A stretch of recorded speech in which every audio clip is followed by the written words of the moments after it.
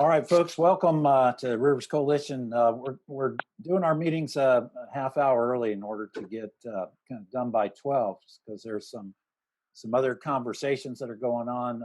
Eve Samples of Friends of the Everglades has a water conversation going on at noontime, I believe, with Michael Grunwald from The Swamp, the author, and some other interesting stuff. So we've adjusted our time to fit that. Plus, this afternoon at 1 o'clock, there's another LOSUM meeting, a Lake Okeechobee, System Operating Manual meeting, PDT meeting coming up too. You don't have to put me at full screen. People don't need to see me; they need to see the agenda. Let's put up the agenda. Okay. So just a few quick comments as the chair. That's kind of some things we're going to bring up. The water quality, of course, in the St. Lucie estuary, we'll talk about that. But with all this rain, there were times we've had 13 plus inches in recent weeks, and it's really flooded out the area. And our watershed, of course, is trying to, that water's running off through our major canals like C23, C24, C44. So it's all coming down and into the estuary, and it's brought, of course, major discoloration to the water, mostly tannins and tannic acids that create the brown color, but also stirred up silt and sediment that is creating that. I flew over with Ed Lippisch yesterday, got that privilege, and it was interesting to see a little bit of comeback with the flood tide conditions. We've worked hard, a lot of us, since last meeting on working on things like the savings clause and not letting that go forward in the WERDA Bill 2020. And so we were successful in that. That is no longer in the savings clause. Talk about that. No New Start. Remember, the EA New Start is still up there trying to, the court's determining whether EA storage reservoir should be a New Start program. We'll talk about why that's should be out of there. And also the 4061 rulemaking is coming up at the Water Management District meeting in July 9th. And the LOSUM PDT meeting, as I mentioned, is coming up also this afternoon. But more so, there's also on Friday, there's a watershed protection plan that's coming up for the northern estuary. So there's a lot of meetings going on and things. I thank Barbara for passing out and getting out to all of our members. Yes, thank you. Whenever you have a meeting that you come across, get it to Barbara, and Barbara can circulate it out to everybody. There's also the Corps of Engineers is planning to do dredging of the Okeechobee waterway, which we want to talk about a bit when we get to that point in the agenda as well. So lots and lots of things to cover, lots of things going on. But I think this is the mode of operation for right now until, we get through this COVID thing. And with the numbers peaking out like they're doing right now with new cases, I think it's still going to be several weeks before we see back to normal situations. So we're going to have to work through. So our next meeting coming up probably in July 23rd is also going to be virtual. And we may shift that time as well, depending on things. But we'll stick with our standard time for now. And there will be probably no meeting in August unless something comes up that's critical. Again, I want to introduce our presentation today is going to be with Michael Connor. Mike Connor has been our Indian RiverKeeper and a Waterkeeper, and he joins an army of other Waterkeepers around not only our state but the country that are really doing a lot of work to help get our waters right. So I want to turn it over to Mike, and Daryl will help Mike and get assisted. I think we got a video to see and some other exciting stuff. So Mike, take it away. Have to unmute yourself. Mike, unmute yourself. There we go. Here we go. Hey, Mark, thanks very much. Yeah, Mike Connor, Executive Director, Indian RiverKeeper. We do have a video to play for everybody that's not familiar with Waterkeeper Alliance. The Alliance is a global organization of over 300 member groups now, 13 of which are in Florida. So we got about a 5-minute intro video. We'll do some comments afterwards. I think we have Ronaldo Diaz, Lake Worth Waterkeeper, with us, and possibly John Cassani, Calusa Waterkeeper, on the other side of Lake Okeechobee, our sister estuary. So let's play the video and we'll go from there.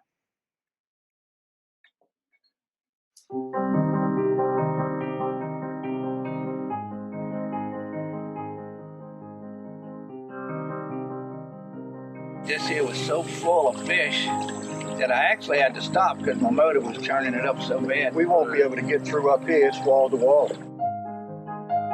Around the world every day, local waterkeepers stand up against unspeakable acts of pollution.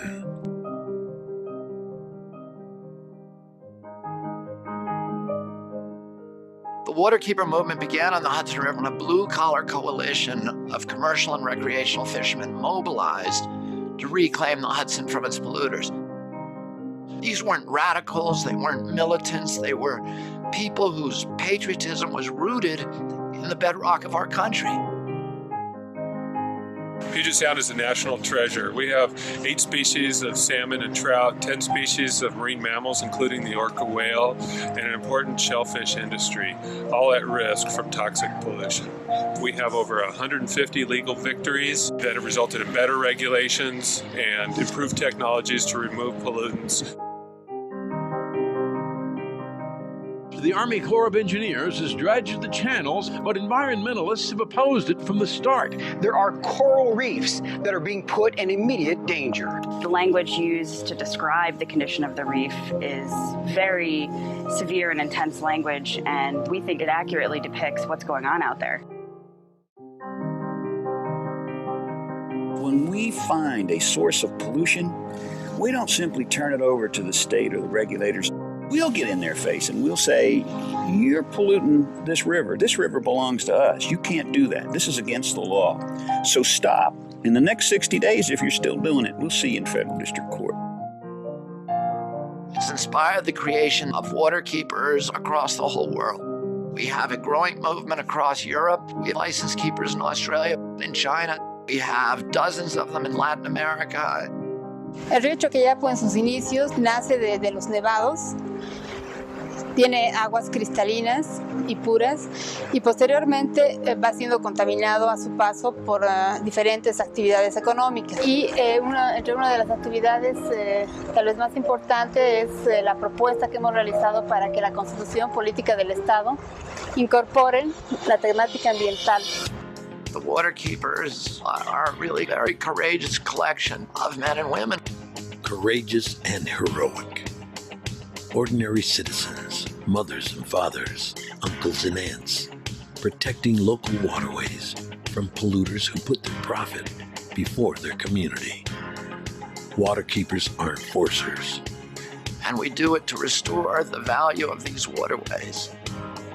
And to defend our right to clean water, ensuring we have swimmable, drinkable, and fishable waters around the world.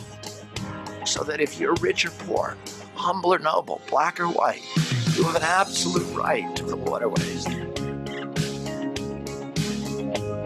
vigilant, we're passionate, we're unstoppable.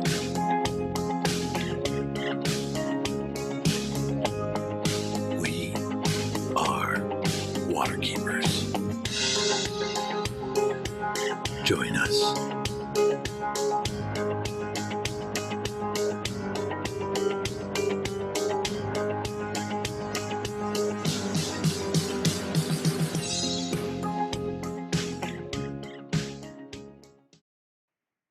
Yeah, great video. I saw different versions of that video some time ago. A little background about me. I won't take a lot of the time up, or a lot of time, but I've been in Stuart for 22 years. I'm from Miami, Florida.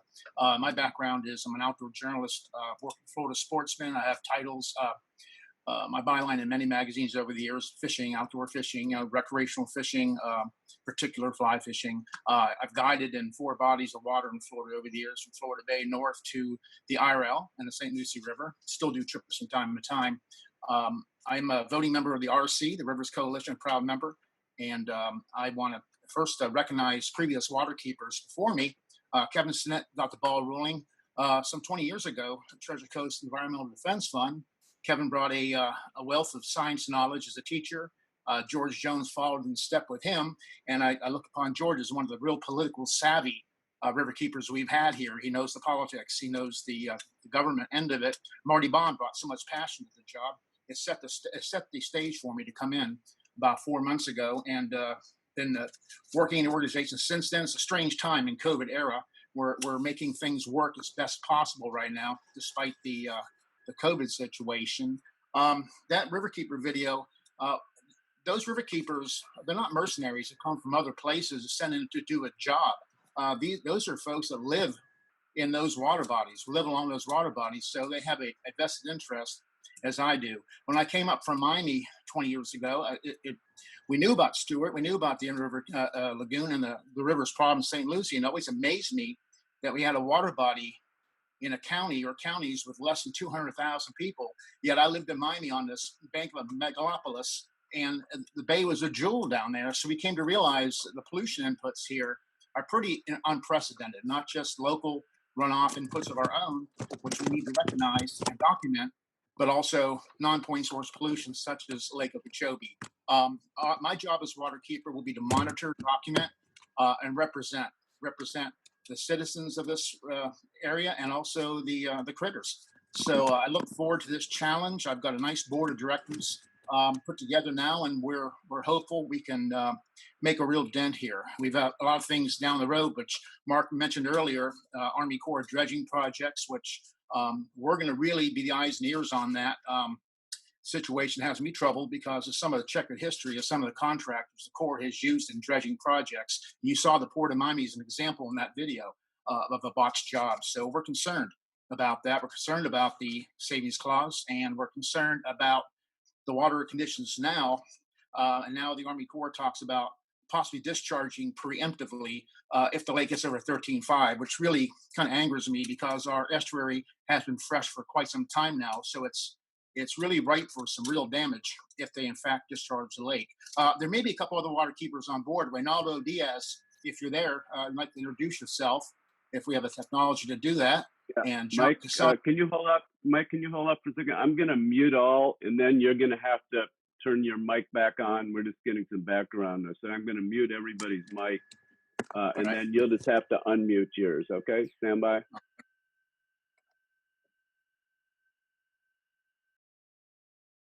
Okay. Go ahead, all right, Mike.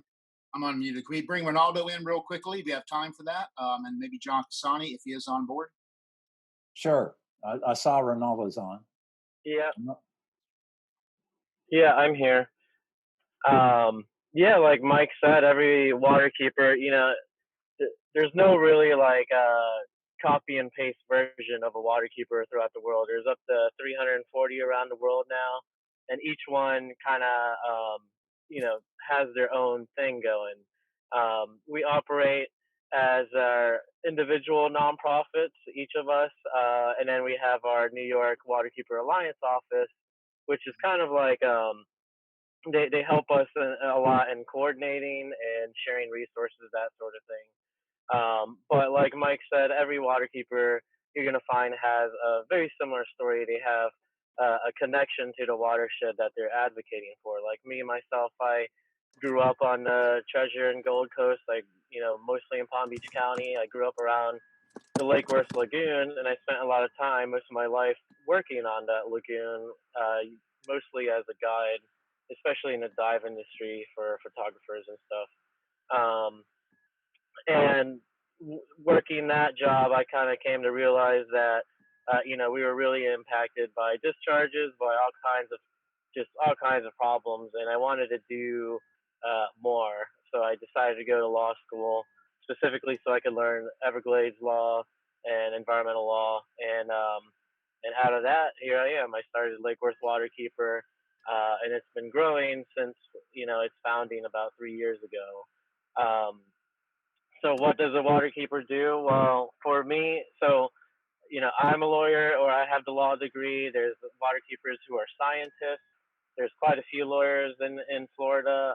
And then there's waterkeepers who are, commercial fishermen, or they have just all over. They run the gamut. And what we do really depends on our watershed and what's needed in our watershed. So for me, I kind of like to break it down into two categories.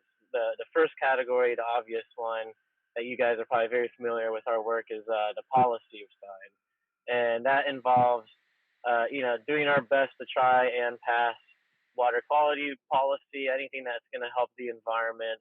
That involves lobbying, that involves education, that involves communicating with our legislators, just a little bit of everything. And then the other side of the policy law side is, of course, water keepers are known to, they have a little bit of a reputation of being pretty litigious. So state agencies are usually cautious around us because we're not going to be shy when it comes to challenging court decisions or development projects in court. And for me, I went to law school at Nova Southeastern, which is at the time, very prominent in terms of Everglades issues.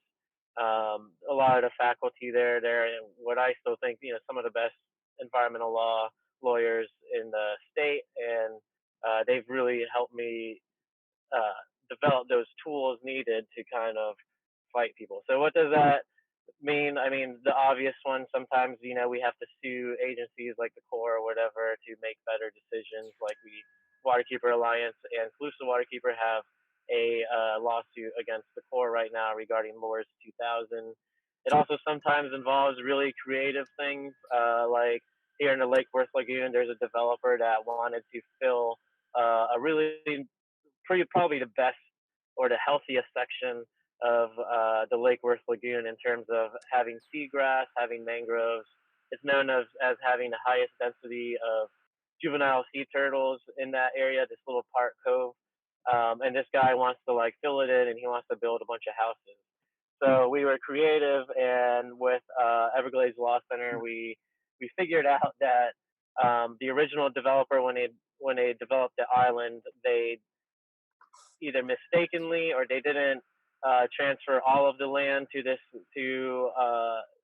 buyers. And this guy, when he bought his title, he thinks he owns the submerged property and part of the island, but we figured out that he owns the submerged property, and then there's like a 1 foot wide strip of land that was never conveyed. So we reached out to the original heiress of that land, and we bought it and put a conservation easement. So now he can't build docks, and he doesn't have any access to his submerged land. So it kind of runs the gamut of what's needed. There's a lot of developers around here that's doing similar stuff, so we always try to get involved on the legal side. So that's the law and policy side. The other side, or what I like to call the fun side, because it gets me outside, it's the field work, and that is everything that, like, for example, this week we're running a summer camp for a bunch of our kids. We call them our Lagoonies, and we take them out. We teach them about environmental science and things that they can do and how they can get involved. The other side of field work is, and this is very common for a lot of water keepers, it's arguably our bread and butter, and that would be our sampling and our research program. I started 3 research programs for Lake Worth Waterkeeper. One I'm actually doing right now. That's why I'm in my car. I have my meter and my sampling gear, and I sample throughout the Lake Worth Lagoon for Enterococcus bacteria, which I'm sure everyone's more than familiar with. The interesting thing about Lake Worth Lagoon is that I am the first and only organization that does sampling inside of the lagoon. The Department of Health does public beaches on the ocean side, but so far I'm the only one who's doing inside the lagoon. And it's public warning like most Enterococcus bacteria, but it's also for the Lake Worth Lagoon, which has a really big lack of research going on. We're trying to figure out what are the hot spots in terms of pollution. I have another, my other sampling program involves Lake Okeechobee, the one site in specific, one of the spillways on the lake, which is hit almost perpetually by cyanobacteria. So we keep an eye on that weekly. I go out there and sample and keep track of the data. And then my third research project involves the island of Palm Beach. And with a partnership with FAU, we are developing a program where we're going to basically sample stormwater runoff drains, and we're going to correlate that with like surveys and research on the land to see what landscaping companies people are using, what chemicals they're spraying on their lawns, and we're going to sample throughout the island to figure out how much of those chemicals are communicating into the lagoon and which ones we need to cut back on. So I think that covers most of what I do as a water keeper. There's a lot. I'm also suing the EPA, the U.S. EPA, regarding the rollback of the Waters of the U.S. rule under the Clean Water Act. That is an ongoing saga, of course, as you can imagine. That's important for us because I'm probably very similar to the Indian River Lagoon, but here in the Lake Worth Lagoon and its watershed, which obviously starts in Lake Okeechobee all the way to the beach. Our analysis, what we're seeing is that the proposed rules that the EPA is trying to codify means that something like 70% of the waters in our watershed are going to lose Clean Water Act protection. That's critically important to protect because, as many of you organizations already know, if we're going to be challenging a developer or whatever, chances are in South Florida you're going to make a Clean Water Act claim. It's our most important legal tool in court, and it needs to be protected. So that's one of the big things I'm working on as well. And I think that's pretty much it for now, unless anyone has questions. That's great. Thanks, Ronaldo. As you said, Mike, do we have other? I don't know if John Cassani is on board. John, are you with us? He had to prepare for a LOSUM Zoom meeting, so that's coming up today too. So and John Mike, may not.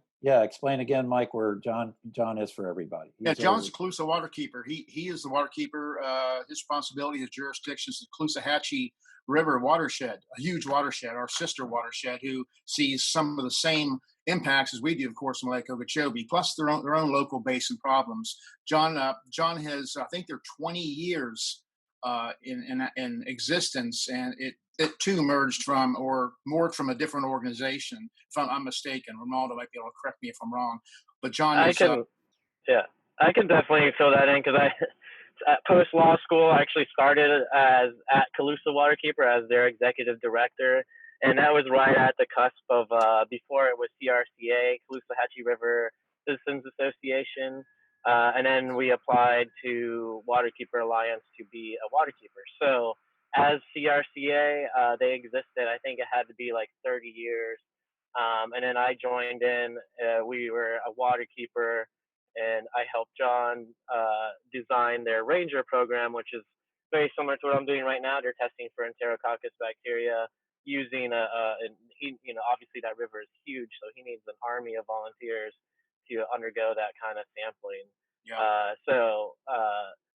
And John is, of course, an expert ecologist, and he's our go-to guy for a lot of science.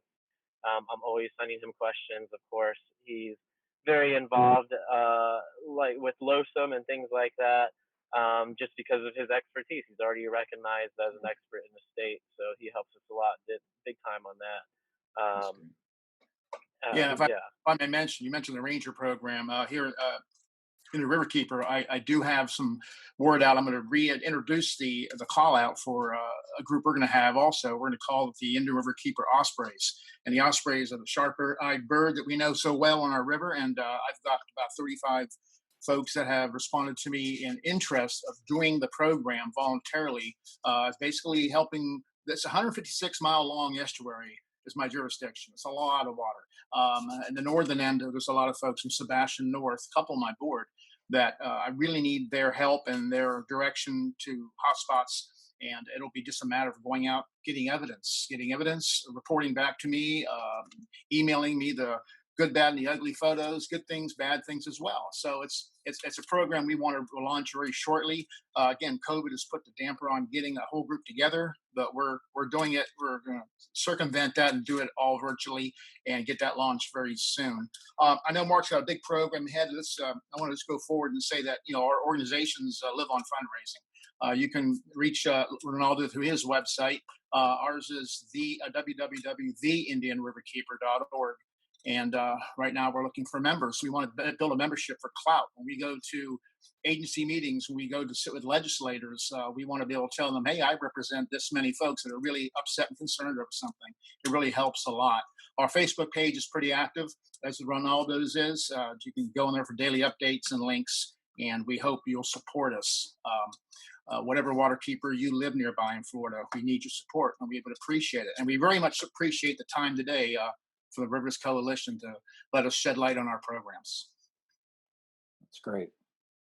Thank you, Mike. You know, I know how important river keepers are, and you guys coordinate with everybody, and so you bring us back all this information like Ronaldo does, and John and everybody around our state, that all ties us together with the water that we're interested in making sure we got clean and safe for everybody. And yeah, I think the watchdogs and the efforts from Ospreys are going to be a great program, and you can kick that off really well.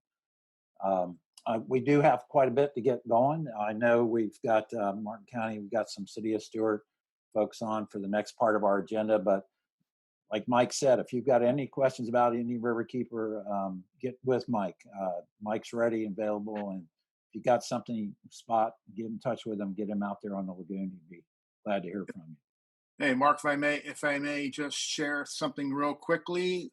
There it is. There you go. Yeah, there we go. Got it. Okay, there we go. There's my information. I'd love to hear from folks. Please give me a call. The website.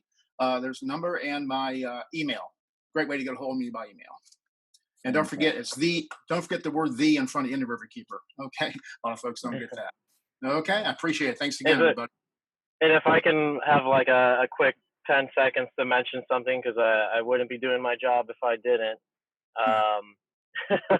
So I have to take off my Lake Worth Waterkeeper hat for that. But obviously, the other thing that most of you know about me is that I'm also running for state senate for district that the Rivers Coalition mostly covers. So you know, that came out of I mentioned all the policy work that we do, and a lot of the time that feels like I'm banging my head against the wall because we get very little, you know, mediocre response from the legislators. So I decided to throw my hat in the ring and do it myself and cut out the middleman. So I'm sure you'll be hearing more about that in the nearby future. Thank you. Yeah, we do have a lot of candidates that attend our meetings and are interested in talking with our members and groups and stuff. So we'll kind of give that some play as we move along. We're going to kind of move on because we do want to cover a lot of things, and we got a lot of great folks on the call that I see their names up here. So starting with Martin County, did we have anybody, John Mayle or Katie? Are you on from Martin County? Yep, this is Katie. I'm here. Hey, Katie. Why don't you give us an update, quick update on Martin County activities, and then we'll move to City of Stuart. Great. Okie doke. For anyone that doesn't know me, I'm Katie Bose. I'm environmental specialist for Martin County. John Mayle and I switch out for these updates. But like Mark said, there is a LOSUM PDT meeting coming up right after this meeting. I did want to share that, you know, also like Mark said, the estuary has been pretty stressed with all of the rain and the freshwater runoff. But one positive note is that since June 1st, over 70,000 acre feet of freshwater runoff into the C44 basin has gone back to the lake. That's like 30,000 Olympic swimming pools and counting. And so the recent 7-day average for water coming out of the S308 structure is negative 400 CFS, which means that water is continually going back into the lake. So, you know, it is a positive because any, you know, less fresh water to the estuary is always a good thing. Another thing for everyone to keep an eye out for is that in the next few weeks, the Corps will be rolling out their final approved deviation to LORS 08. And the main thing with that schedule is it's going to allow the Corps to refrain from discharges when harmful algal blooms are present.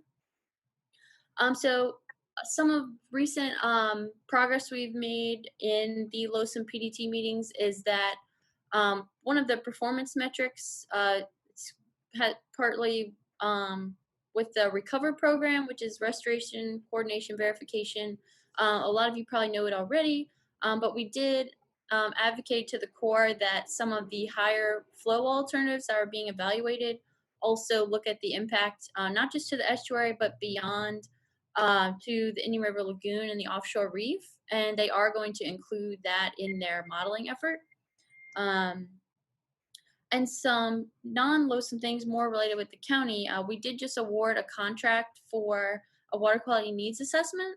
And so even though we're pretty close to meeting all of our state mandated nutrient requirements, this assessment is going to identify local and regional stormwater treatment opportunities for the county, It's going to help us establish a hotspot monitoring program. We're kind of in the baby steps of doing that already. Looking at Cypress Creek area right now, but we're hoping to expand on that. And also we'll look at some retrofits for our older infrastructure as far as stormwater treatment. We've also heard a lot of good news from the state that the water quality budgets are expected to be preserved. And DEP still expects to fully fund the innovative tech grant that we're hoping to get some money for to do some projects for blue-green algae prevention and some treatment technologies. So these are just, some positive things going on. Also, I saw in the chat box, someone mentioned that they saw blue-green algae at their dock. We do have the capability to look at, to do some toxin testing and cell counts. I have a research agreement with Harbor Branch that I can do that myself. So I'll put my email in the chat box. If you do see something like that, please let me know immediately so I can go sample and hopefully provide that data to FDEP because the county is also responsible for issuing advisories and things like that if that is happening. So I'll put my email in the chat box, and if anyone has any questions, let me know.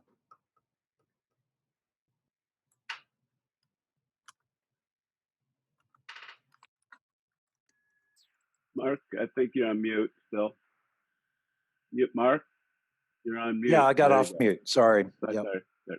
Yeah, thanks, Katie. That's a really good update. And like you saw in the chat box, people have got any kind of reports like that, let's get them to the county and they can route them to the special place for everybody. So let's do that. City of Stuart, I noticed Commissioner Merritt Matheson's on. I don't know if any other commissioners are on and other dignitaries like commissioners or congressmen or representatives. So if I missed somebody, I'd like to acknowledge them. But Commissioner Messon or Ben Hogarth, I think you're on as well. Yeah, hey. You want to give an update for City of Stuart? Good morning, everybody. This is Ben Hogarth. Can you hear me? Yeah. Very good.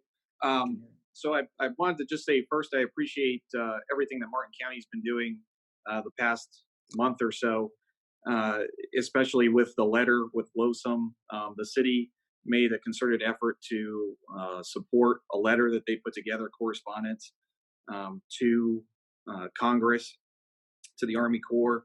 That's very, very important when we're talking about the savings clause and some of the issues that we've had with certain private actors going out there trying to change around the interpretation of how the savings clause is applied, not just to SERP projects, but broadly to everything with the lake, which we've also, the city has recently drafted a letter to the South Florida Water Management District specifically discussing some key points, some counterclaims, if you want to call it that, counterpoints to some claims that were made at the May 14th South Florida Water Management District Governing Board meeting that were pretty unfounded. Some of them entirely inconsistent with law and with the history of WRDA itself. So we made an effort to kind of counter some of those claims with facts, with information. We even specifically quoted a United States Senate committee report from 1999 and 2000 that explains and specifically addresses how the savings clause is supposed to be applied. So part of our intent with that is to help this effort of communication, because in my professional opinion, what I have seen is a big problem is the communication breakdown spanning decades of history, and there's information gaps and knowledge gaps. So being able to bridge those gaps has been an extraordinary challenge for us.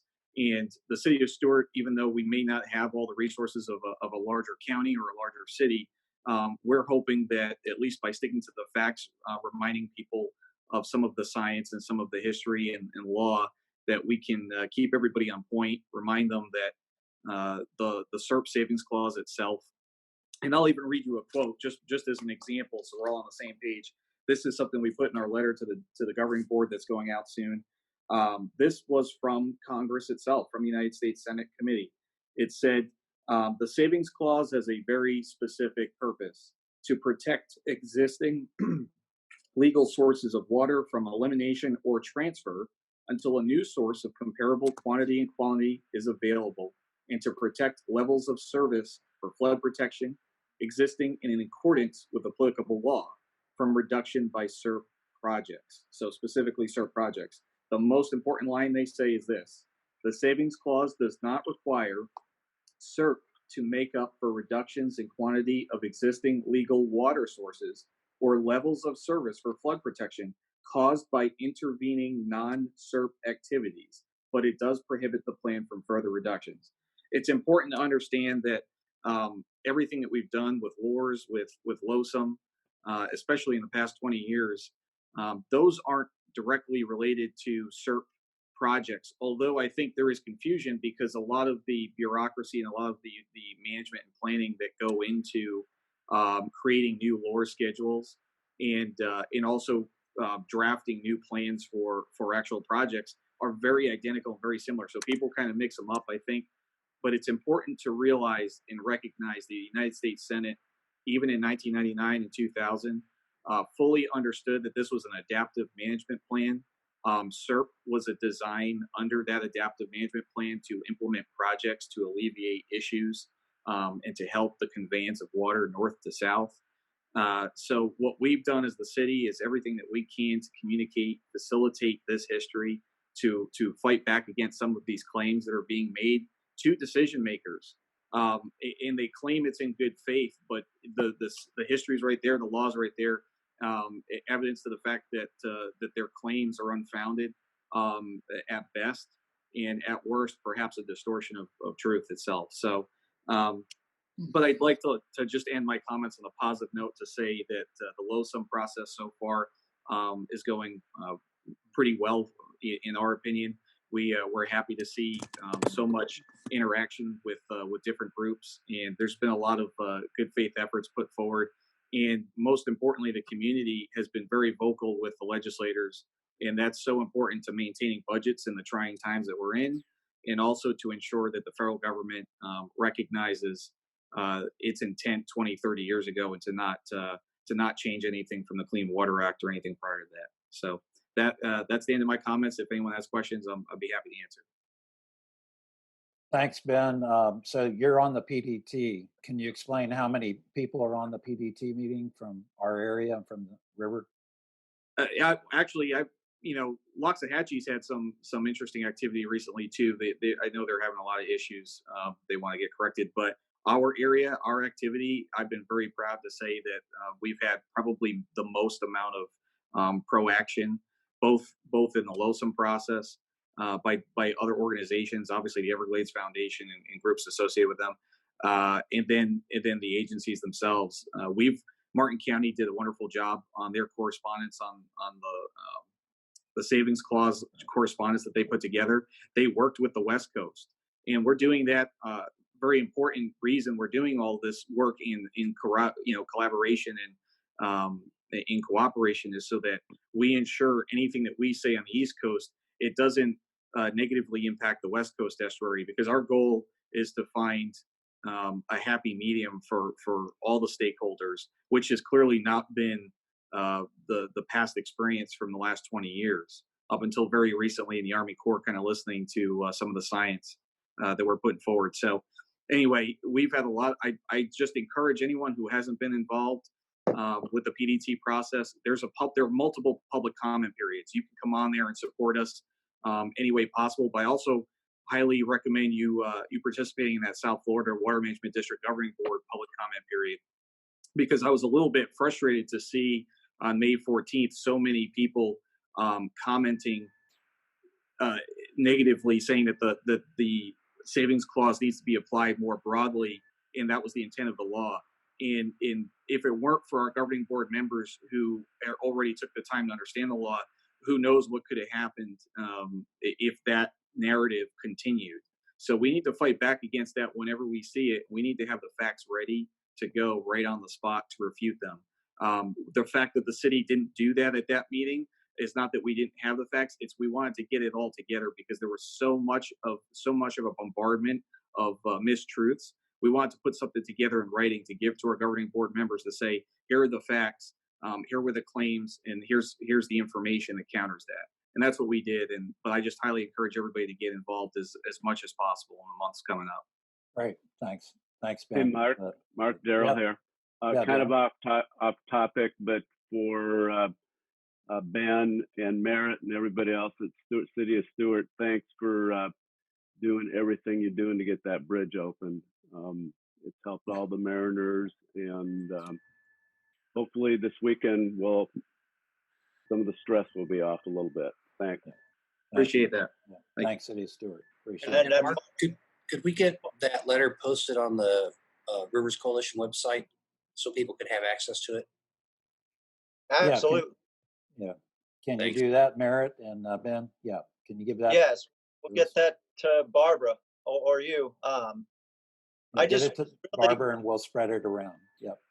We should all be thankful regarding that savings clause of John Mayle, Ben, and all the county staff, as well as my fellow commissioners and all of our county commissioners for joining together, realizing how important that action to include the savings clause in Losum, how detrimental that would have been for our future. And I'm really proud of the county and my fellow commissioners for jumping on board and all the work that staff put in to rebuking that action.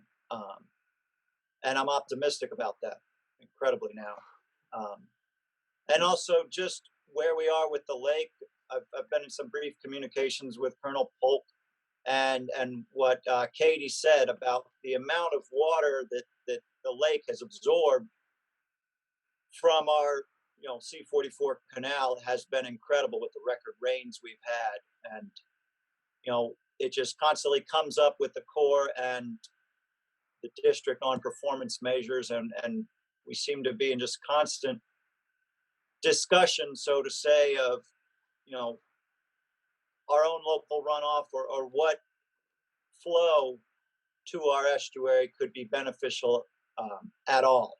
And the city of Stuart still takes the standpoint that the only flow into our estuary should be local basin runoff, and that's just not including any of the canals at all. And we're fighting hard, and Ben has done great work on communicating that as an adjustment to the performance measures that Losum will be factoring in. Other than that, yeah, we're real thankful for FDOT, and they have been working as fast as possible to improve various options for traffic going north and south. And hopefully by this weekend, we should have the northbound bridge open to 4 lanes, 2 south and 2 north. And they know how much of a crucial artery that is for Martin County traffic. Thanks. So Thanks, thank Mark. you. Thank you, Commissioner. Thanks for your update. We appreciate it. All right, kind of moving into the Water Management District. Jackie Thurlow-Lippisch wasn't able to be with us today. She had to attend. She said she's sorry she missed the meeting, but she had to meet with FDOT and the district Southwest Florida about improving wildlife crossings at 710 because a panther situation there being injured. So she wanted to give a report, and I'll just kind of read some highlights that she gave me to read to the meeting.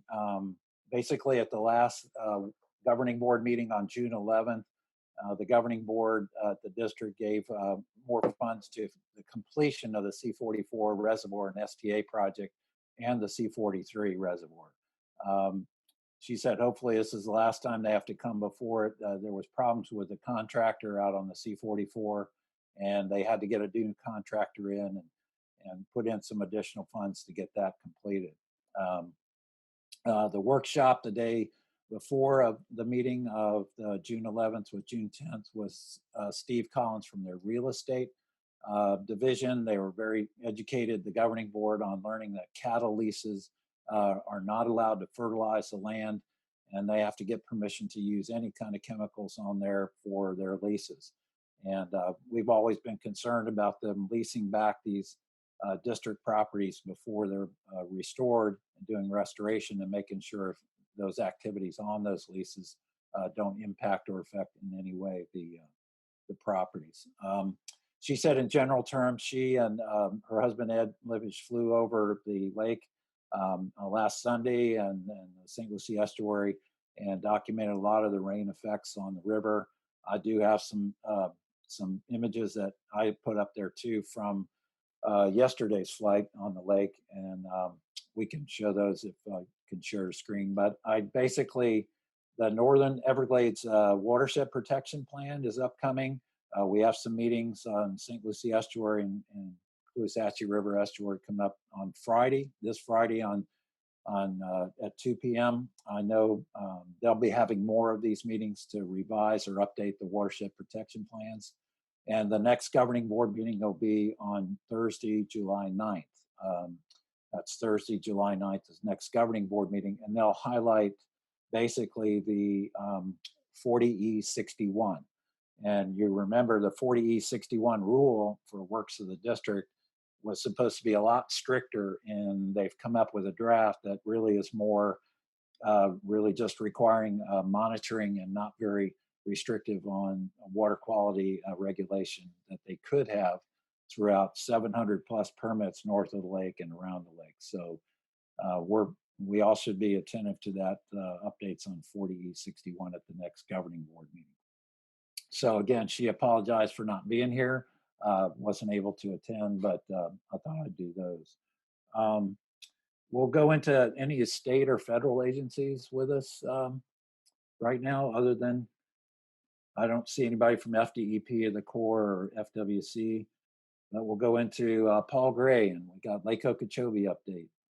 I saw Paul is on. Hey, Mark. Yeah, so this is Paul Gray from Audubon. The lake's almost 12.4 feet. That's about average for this time of year. It's about 1 foot below where they would start regulatory releases if they were concerned about deep water levels. So we're for the now, we're pretty safe from that. July tends to be a drier, wet season month. So the lake usually won't rise a whole lot during July. So the estuary should be pretty safe. There is an algae bloom going on out in the lake, and Jackie's been documenting that. The C44 backflows probably contributed to that. It's hard to tell how much they did because it's, the water quality of the C44 basin is pretty bad. But that's what the C44 reservoirs is going to help us with. When we get that thing built, we can put a lot of this water in there, and it doesn't have to go into the lake or into the estuary, and it can run through the STAs and get treated before we put it anywhere. So that's a really important project that's being built. It's going to help us. We did ask about the Calkins Water Farm. Could they put some of that water in there? But apparently the contract's not structured where they can do that during relatively drier periods. So in the future, we hope to change those contracts where, if this is going on and we're putting water where we don't really want to see it go, we have an option. But so for right now, the lake's not a threat to the estuary. I wish it wasn't blooming, but that's just where we are right now. And as Mark said, there's some programs. The meeting tomorrow is the Water Management District's contribution to trying to fix lakes' water quality. Right now, their plans aren't as robust as we need them, but that's working with the state, both Water Management District and DEP, and the Department of Agriculture to start getting more serious about water quality because it's obviously not acceptable right now. So that's all I have for right now. Excellent. Thanks, Paul. Thanks for the update. Really appreciate that. We did fly over the lake and we noticed a lot of the blue-green algae. I don't know if I can share with you some of that screen, but might try to do that if you would. Let's see if I'm able to do that. Can I try that? Let's see. Can you see? I'll see the screen. Can you see that? Picture of the inlet? Yes. Yeah. Somebody showed a picture of that? Mm-hmm. Great. That's kind of like, you can see the brown plume coming out. Pretty much, this is right over here's Sailfish Point and the Saddler Worm Reef, the mouth of reef, and then reef continues south of the inlet. Here's kind of another view of some of the seagrass beds. You can see the grass beds inside, are still pretty turbid, but the turbid water seems to direct itself back out through the currents here. So some of the Indian River Lagoon is clearing up a little, especially with flood tides that are happening. This, you can see the plume goes all the way down to cover the reef. This is the St. Lucie Inlet Reserve Reef south of the inlet, the northern limit for a lot of hard and soft corals. And of course, if you cover over corals with highly turbid water for too long, just like seagrass or oysters or other resources, they start to dwindle. We did go out. Here's Port Mayaca. This is Port Mayaca structure. You can see the FP&L cooling canal. There's C-44 going off to the side there. And this is what it looks like in the lake. It's not very pretty. A lot of big streaks of blue-green algae also going north. Ed and Jackie Lippisch notice it south of here, but now we're seeing it north of Port Mayaca and coming north. So it's not a pretty sight. In fact, here's a boat kind of transitioning from Clewiston across, and you can see the kind of the boat wake that he's making through the blue-green algae bloom. So it's not a pretty situation. But as Paul said, you know, the lake is low, about 12.39, and it's coming around to about the same level as the St. Lucie Canal. So there's not water flowing into the St. Lucie Canal from the lake. There's no discharge at this point. But if it gets higher levels, the Corps might decide, and they had a meeting on Monday of whether to decide whether they might have to do releases or not. So we all have to kind of stay tuned to what that might be and what's going on. I'll just kind of move into, well, not that, but our water quality report. This is our water quality report as of last week. You can see it gets a D grade. It's pretty bad situation with the highly turbid water. And down in the corner here, you can see the grades from 2019 and then again into 2020. We had a similar dip in the water quality back in 19. As you recall, there weren't discharges from the lake, but we had a lot of local runoff. As we mentioned earlier, about 13 inches of rain kind of came through with that. So that's kind of where we are with kind of our local water quality issues. We also want to bring up that in these impoundments, I know John Reed is on the phone too, and he's noticed up in St. Lucie County, they're spraying for mosquito impoundments on the berms. John, did you want to say a mention about that real quick? He'll take us off mute. John is, Dr. Reed, are you there? I see your face, but you're still on mute. Okay, how's there that? We go. Can you hear me? Okay. Yeah. So anyway, I do a lot of trail bike riding in the county, St. Lucie County, in the around the dikes of the mosquito impoundments. And just while I'm sequestered here at home, lunchtime I go out and do 10 or 15 miles.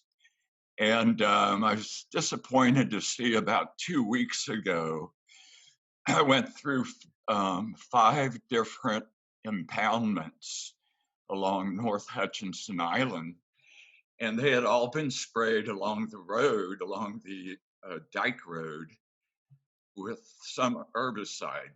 I don't know if they use Roundup or what they're using, but within a week, all the vegetation along the edge of the road, you know, was drying up and died. They were not spraying the mangroves, but primarily the weeds, which actually are flowering weeds and provide a lot of flowers for pollinators. But the weeds that are growing up in the boulder zone along the impoundments and both sides of the road, both on the impoundment side and out on the river side. So I was calculating, I think there's 42 miles of dikes of the impoundments just in the Indian River Lagoon. And if they're spraying all of those, that's 80 some miles, linear miles of Roundup or herbicide being sprayed. With all this rain, I'd be surprised if that Roundup stays, you know, at the edge where they sprayed it and is not washing into the Indian River Lagoon and into the impoundment themselves. Grant Gilmore, who's a well-known fish biologist, has given me a lot of data and studies showing the effects of Roundup and derivatives like Roundup on larval fish. And it's not good. And especially in salt water, that Roundup stays active for a long time, actually longer than in freshwater. So I don't know if this is something the river keepers can address or talk to the county. I assume it's the mosquito control that's in charge of maintaining the dikes, but it doesn't need to be done, and it's ridiculous. Right.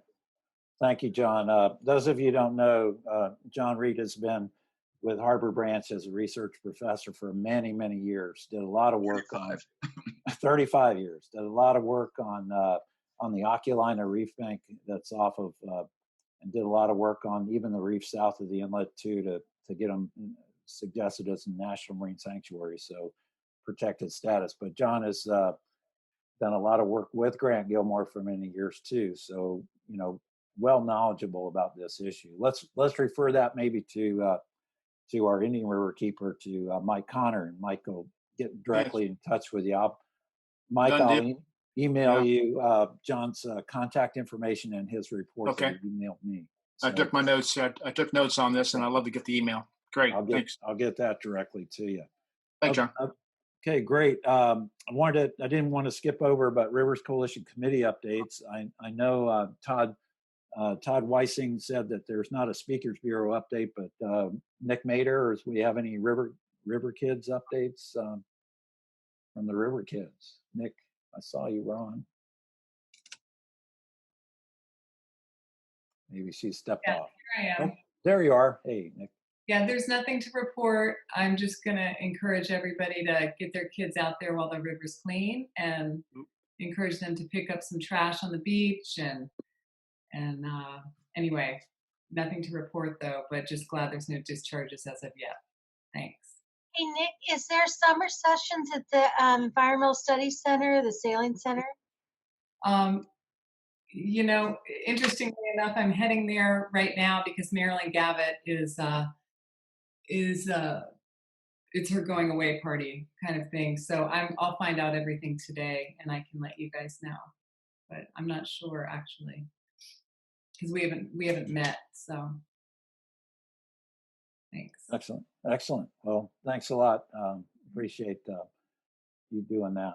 I know that if I could real quick, I wanted to share with you this. This is what's been of evident lately. There is in fact some comment period that's out till July 15th. This is by the Corps of Engineers. They're planning to do a dredge project on the reaches of the whole channel from the crossroads all the way through the St. Lucie estuary out to the St. Lucie locks. So they're looking at about 42,000 cubic yards in one reach and 31,000 cubic yards in another, dredging the channel down to minus 8 feet, 8 feet below mean low water. And they're basically planning to do that about 80 feet wide and possibly with an overburden about 2 feet. So they haven't disclosed a whole lot other than this report, which is about 65 pages long. We won't bore you with that, but we can get copies of this, or if you're interested to follow up on it, I can send a link to Barbara and she can get it out. But they're basically two conditions, two areas where they're planning to do the spoil material. And basically that's right in here. You can see they're planning to do these two spoil areas, what they call O23 and 07. 07 is out by the lock and dam out here, but O23 is just kind of about a half a mile off of the water up here in Rio area. So this is basically under construction. The crossroads area, they'll use this M5, which is right near the crossroads probably to spoil that material. But as they get up further into the lagoon, into the estuary, we're concerned about how that might, what kind of dredging they're using, whether it's suction dredging or how they're containing the turbidity. That ooze material that comes up off the bottom out of the channel is going to be quite flocculent and might resuspend in the water. They're supposed to follow all the water quality standards and keep below 29 NTUs and natural background and all that. They've done their environmental assessment here, claiming about the threats to endangered threat species or other kind of environmental concerns, oysters and seagrass. But I'm reading through this report, and I've got a lot of comments to make specifically about those kind of issues. But we wanted to bring it up to make sure everybody was aware of this. And again, we can send this link out to everybody so you can see the full report. Does anybody have any comments on that or that issue right now for this, as far as other local updates? Mark, I've talked to a few folks, and it seems like I asked if there's any hot spots, places where draft is a concern to boaters, small and large. And it seems like it's mainly Palm City near the bridge, and again, just east of Manatee Pocket, along the shoreline of Rocky Point.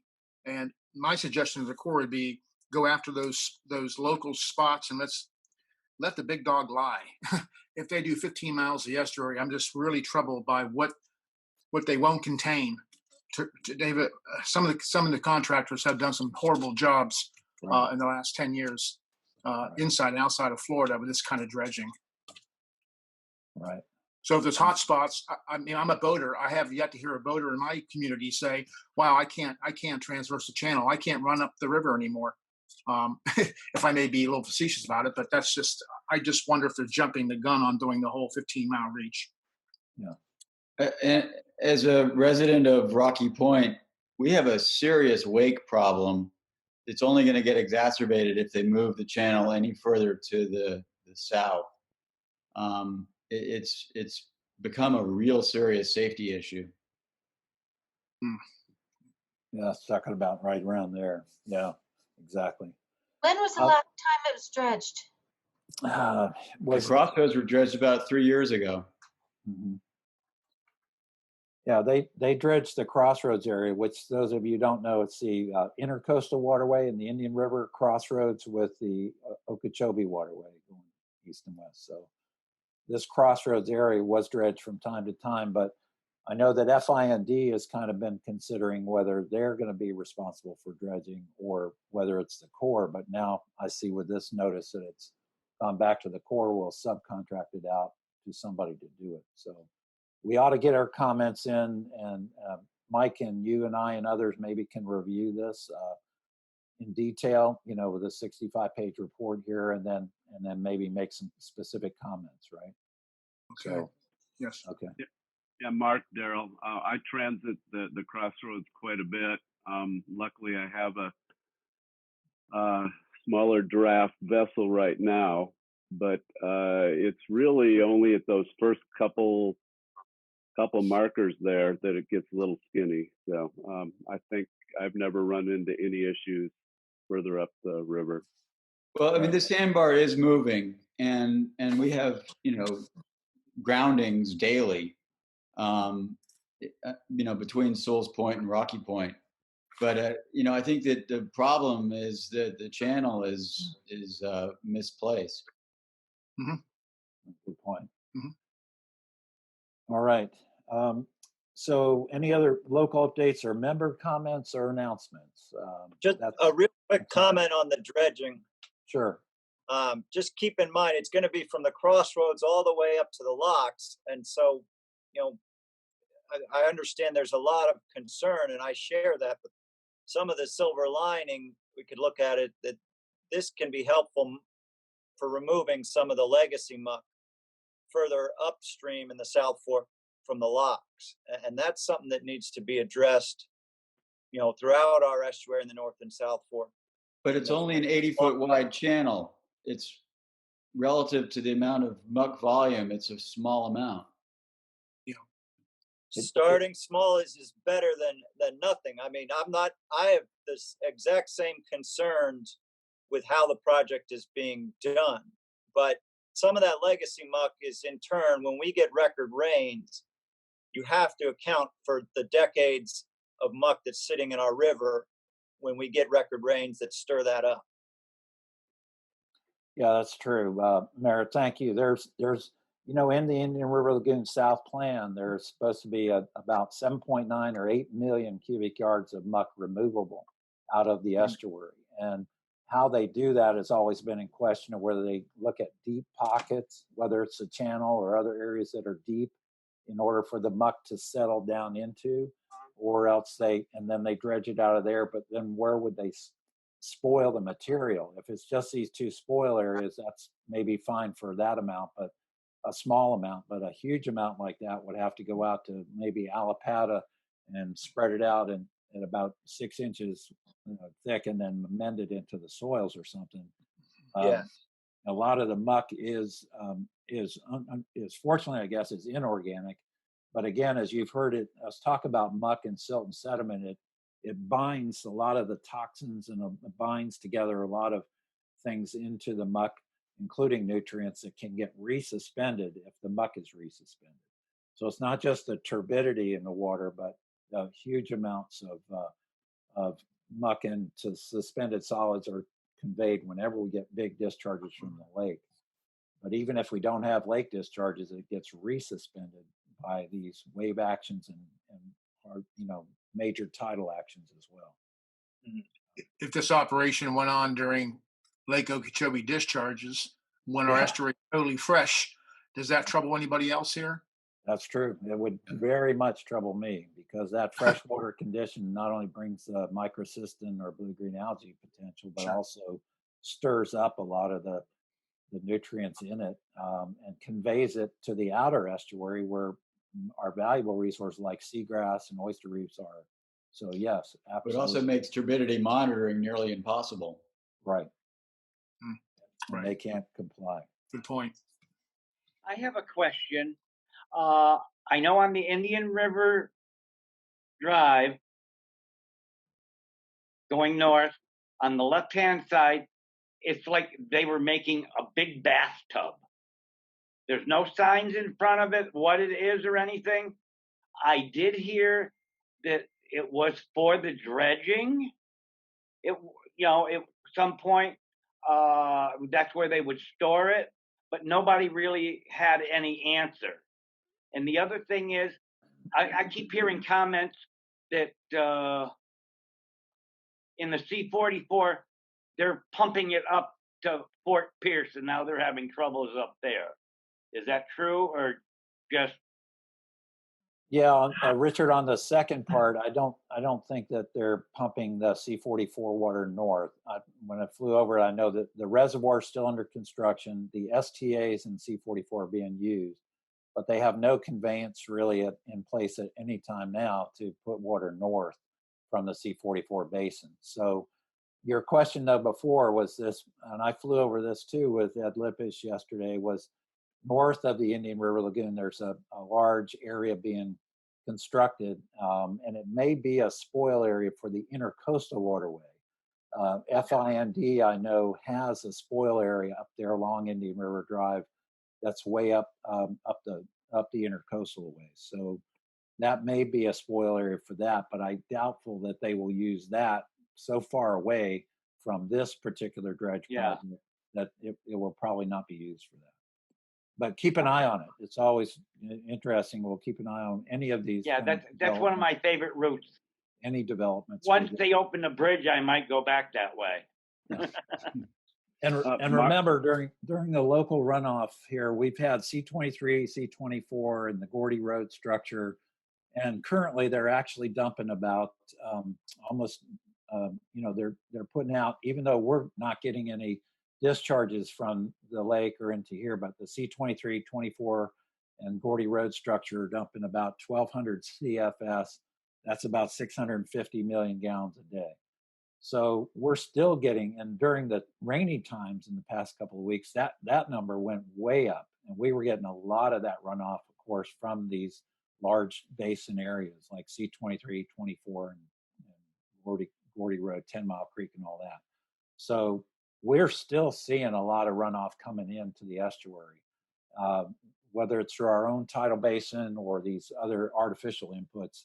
Our whole goal, as you know, even with LOSUM, is to stop any artificial input that's coming in from these canals and these discharges into the estuary, and allow the estuary to be, you know, its natural watershed and its natural system. So that's kind of our goal in that. Any other Daryl, member comments? Yeah. what was the question, the comment earlier about when the last time they dredged all the way to the lock? Anybody have that? How many years it's been? I didn't know if that was in the report, Daryl. I was kind of looking through the first part of that environmental assessment report, but I didn't see, they didn't describe the last time it was done. It may be in the appendix or down in the details. So if I find that out, I'll let you know. Thanks. All right. So we have any other member comments? I appreciate everybody joining. I know we've got some really great people on the site. Catherine from the Oceana and some others are joining us, and I appreciate everybody participating and helping what we can do to help save our river in the estuaries here located. So our next meeting is Thursday, July 23rd, right, Daryl? Correct. 11. That would be 11. We're back at our regular 11 o'clock time. I just want to comment. We need to support all the nonprofits in the area. They've still got expenses during these tough times. So I know it's hard, but we need to dig a little deeper and help out. Thanks, Mark. Sounds great. Mark, do we the recording of the Zooms, are any posted on the RC website yet? I thought I didn't think I could find them there. I think we just started to do that, Mike, but Barbara and Daryl, I think, are working on getting this. This is, as you can see, being recorded. So this one will be recorded and put on. Yeah, and last time, Daryl recorded it last time and put it on Facebook, and then Tiffany took it off Facebook to put on the website, I thought. yeah, and Mark, I'm trying to do some editing on this to get rid of some of the technical glitches, so it looks a little bit more professional. So it'll give me a day to edit it, and then we'll put it out there. Okay. Thank you. Hey Todd, are you seeing Todd Thurlow? This question I saw. Are you got your eye on the lake website up and looking at those satellite images? Yeah. I'm coming in late because I've been in meetings, and so yeah. Did you need me to show anything or? Well, we had There's some pictures from the lake that I just showed when I flew over yesterday with Ed, and it was pretty dramatic. But I just want everybody to know your website, Eye on the Lake, is just such a great place to go to see those satellite images of the whole lake. You know, the whole lake, not just sections of it like I could see from an airplane. Yeah, so I've been I've got it fixed now. It's updating the cyanobacteria index images. So there's a new one this morning, and yeah, you can see pretty much most of the lake. Is covered. So again, the website is Eye on the Lake. Yeah, Eye on Lake O, EYE. EYE on Lake O. Lake O. It's on my firm website too. Okay, great, fantastic. And Mark, I do see we've had a couple candidates join the meeting. We appreciate them anytime that they come and join our meetings. They're always welcome. Yep. I see some in the chat there. Thanks. Yep. Very good. Yep. And stay in touch with everybody. I saw Guardians there talking about they're continuing to work on land conservation in the Lox Lucy headwaters area too. Next, Greg Braun. Great to join you. Thanks so much for having me. Oz. Hey, Oz. Thanks. Thanks, Oz. All right, Daryl. Well, I think this was successful. There's Eye on the Lake. There you go. There's a nice share. And also the Clean Water Conversations at 12 with Michael Grunwald. Right. Yep. Hope you all could stay tuned for that and the LOSA meeting later on and other things coming up. We don't see you. Have a great Independence Day holiday, and we'll see you next month at our next meeting. In between time, if you have anything come up, get to Barbara. She's right there. Look at her. Yay, Barbara. So And everybody stay safe out there. Thanks, Absolutely. Daryl. Thanks, everybody. Stay safe. Take care. Bye-bye. All right, guys. Bye for Thank now. you. Bye.